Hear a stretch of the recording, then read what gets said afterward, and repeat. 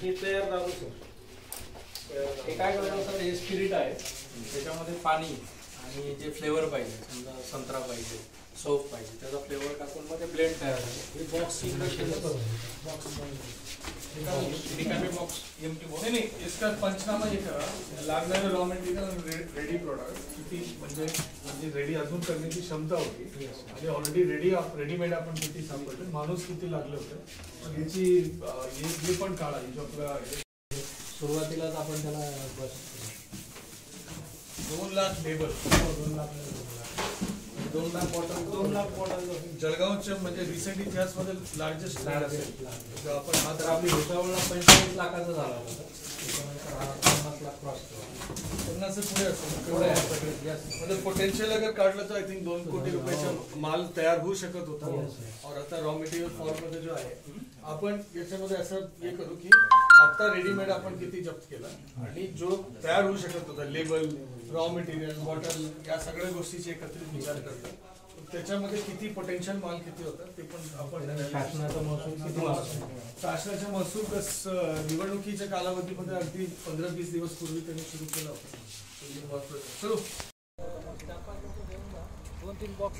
पूर्ण मग घेऊन कारण की आंदोलन बोला ना, कुठले सांगा.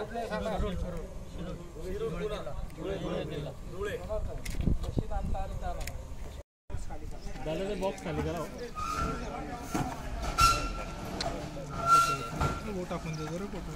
हो तरी चालेल चालेल येतो.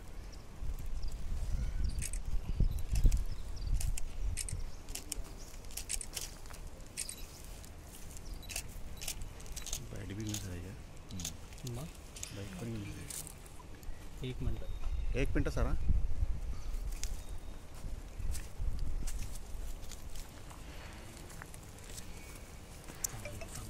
कुठे माल दिला, वहा रेट टाकून परत काय मिळाला ते आपल्या करा. रॉ मटेरियल कुठून आला ते आणखी कुठे देत आहे. अगर धुळेमध्ये पण असेल या मध्य प्रदेशमध्ये पण असेल, तुम्हाला अधिकार आहे त्या ठिकाणी.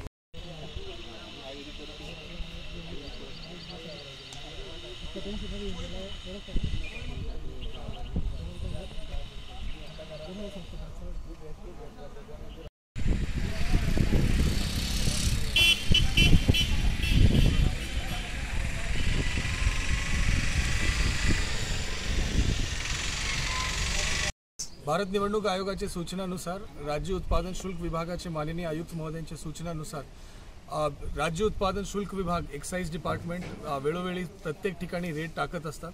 मागच्या कालावधीमध्ये 123 ठिकाणी असा रेट टाकून मोठ्या प्रमाणात बनावट दारू, अवैध हातभट्टीच्या दारू या सगळ्यावर मोठं कारवाई या एक्साइज डिपार्टमेंटच्या माध्यमातून विठ्ठल बुकनजी आणि त्यांची पूर्ण टीमनी चांगल्या प्रकारे पूर्ण जिल्हाभरात राबवलं होतं. या विषयामध्ये एक गोपनीय माहिती सूत्रांच्या माध्यमातून या ठिकाणी त्याला प्राप्त होता. या रेट टाकताना काल रात्री सुमारे 2:30 वाजता त्यांनी या ठिकाणी MIDC मध्ये रेट टाकलं. त्या ठिकाणी रेट टाकताना त्याला एंट्री मिळाला नाही, तर त्याच्यासाठी अगदी त्यांना दार तोडून आतमध्ये घुसावं लागलं. त्याच्यामध्ये एक कर्मचारीला किरकोळ जखमी पण त्या कर्मचारी झालेला आहे.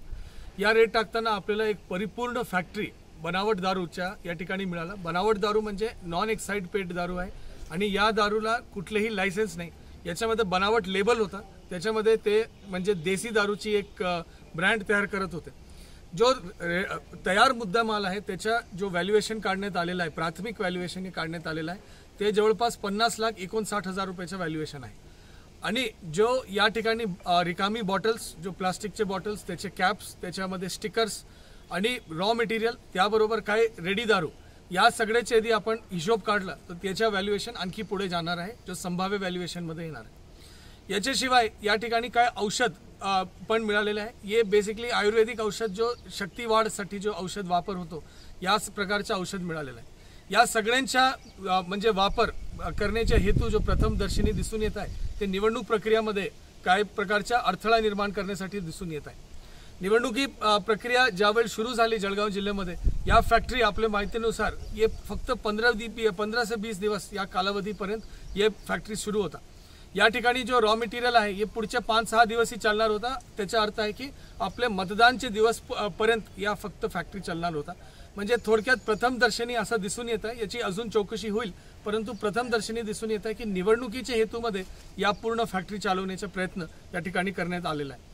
मी या ठिकाणी जो आपले राज्य उत्पादन शुल्क विभागाचे अधिकारी ज्यांनी व्यवस्थित प्लॅनिंग करून सर्वेलन्स करून याच्यावर लक्ष ठेवून आणि योग्य वेळेमध्ये त्यांनी या ठिकाणी रेड टाकला, त्याच्यामध्ये जो काही कामगार या ठिकाणी सापडलेले आहे ते धुळे जिल्हा, जळगावचे काय भाग आणि अगदी पुणे जिल्हापर्यंतचे काही कामगार या ठिकाणी आपल्याला त्यांना अटक करण्यात आलेली आहे।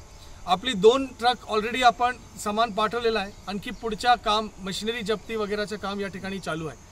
या अत्यंत चांगला काम व्यवस्थित प्लॅनिंग आणि व्यवस्थित नियोजन केल्याबद्दल मी विठ्ठल बुखानजी आणि आपले राज्य उत्पादन शुल्क विभाग एक्साइज विभागाचे सन्मान्य अधीक्षक महोदय आणि त्यांची पूर्ण टीमला मी खूप खूप अभिनंदन करतो आणि या मोठ्या प्रमाणात जप्ती केल्याबद्दल आणि यामध्ये वेळेवर याच्या म्हणजे सुरू होऊन अगदी काही दिवस झाला होता, वेळेवर याच्या त्यांनी जप्ती केल्याबद्दल त्यांना अभिनंदन करतो। यापासून बाहेर पडलेले जो काय माल असेल त्याला लवकरात लवकर आणखी जप्ती दुकानामधून होणार पाहिजे, ज्या ठिकाणी कोई वाटप करत असेल म्हणजे निवडणूक प्रक्रिया प्रचारामध्ये त्याच्यामधून होणार पाहिजे। याच्यासाठी पुढील नियोजन पोलीस विभाग आणि राज्य उत्पादन शुल्क विभाग एकत्रितपणे करणार आहे आणि या एक सक्सेस जो आपल्याला आज प्राप्त झालेला आहे त्याच्याबद्दल त्याला अभिनंदन करतो।